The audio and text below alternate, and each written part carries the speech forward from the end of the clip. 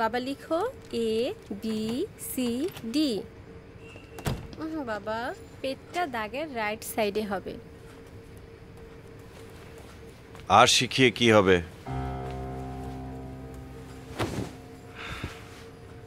আবার টিচারের কল। পরীক্ষার খাতা দেখলাম,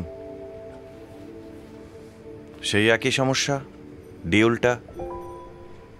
এখন সব গুছিয়ে রাখো। এখন কি ডি শেখানোর জন্য টিচার রাখা লাগবে? কি যে করি, আর কিভাবে বোঝাবো?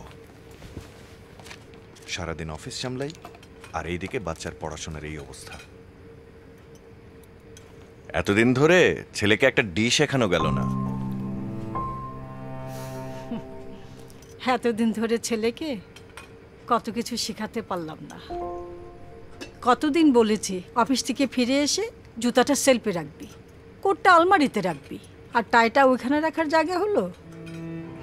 আর কবে শিখবি? ওই দেখ ডিসিপ্লিন, ওর মাই সব শিখিয়েছে। শোন, ডি উল্টা হলেও ডিসিপ্লিন ঠিক আছে। সিলেবাসের শিক্ষাটাই সব না রে।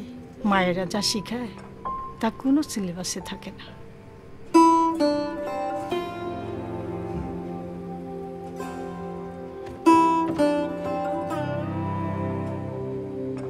এই চ্যাম্পিয়ন, ডি উল্টো হয়েছে তো কি হয়েছে, লাইফের ডিসিপ্লিনটাই আসল। জীবনের পাঠশালায় প্রথম শিক্ষক মা, যারা শিখিয়ে যান আজীবন। এই টিচার্স ডেতে সেই মায়েদেরকে জানাই বিনম্র শ্রদ্ধা। আর আপনিও জিতে নিতে পারেন আপনার প্রথম শিক্ষক মায়ের সাথে গ্র্যান্ড ডিনারের সুযোগ। শুধু শেয়ার করুন তার কোন শিক্ষাটি আপনার জীবনকে করেছে বাধাহীন।